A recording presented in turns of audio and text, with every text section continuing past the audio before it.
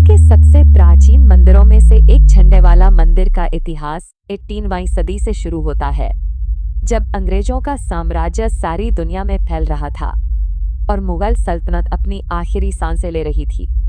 आज जिस स्थान पर मंदिर स्थित है, उस समय वहां पर अरावली पर्वत की हरी भरी पहाड़ियां और घने जंगल हुआ करते थे। इस शांत स्थान पर चारों तरफ पशु पक्षी घूमा करते थे और आसपास के निवासी सैर करने आया करते थे। ऐसे ही लोगों में चांदनी चौक के एक प्रसिद्ध कपड़ा व्यापारी श्री बद्रीदास जी भी थे।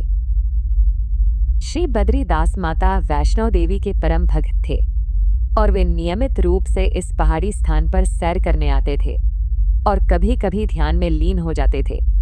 एक बार ध्यान में लीन श्री बद्रीदास को ऐसा लगा कि वहीं पास में एक गुफा में कोई प्राचीन मंदिर दबा हुआ है। फिर यही सपना उन्हें बार बार आने लगा और उन्हें लगा कि कोई अदृश्य शक्ति उन्हें इस मंदिर को खोज निकालने के लिए कह रही है।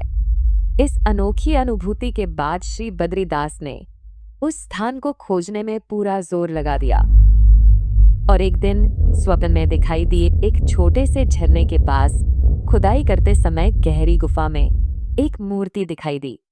यह एक देवी की, परंतु खुदाई में मूर्ति के हाथ खंडित हो गए, इसलिए उन्होंने खुदाई में प्राप्त मूर्ति को उसके ऐतिहासिक महत्व को ध्यान में रखते हुए उसी स्थान पर रहने दिया और ठीक उसके ऊपर देवी की एक नई मूर्ति स्थापित कर उसकी विधि विधान से प्राण प्रतिष्ठा करवाई।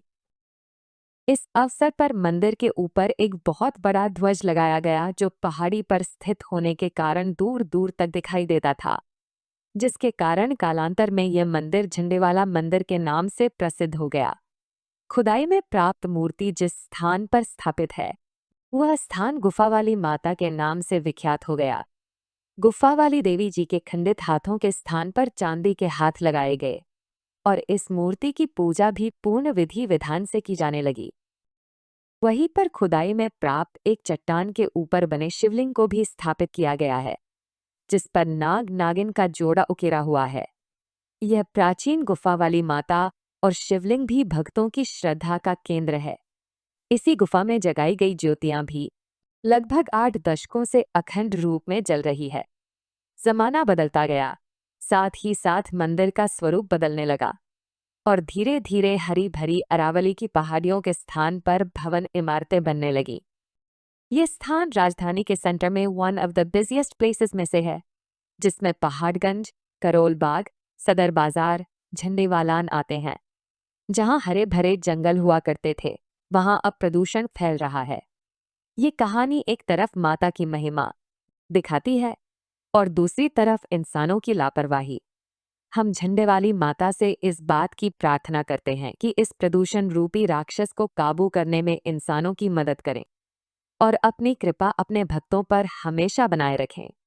जय माता दी।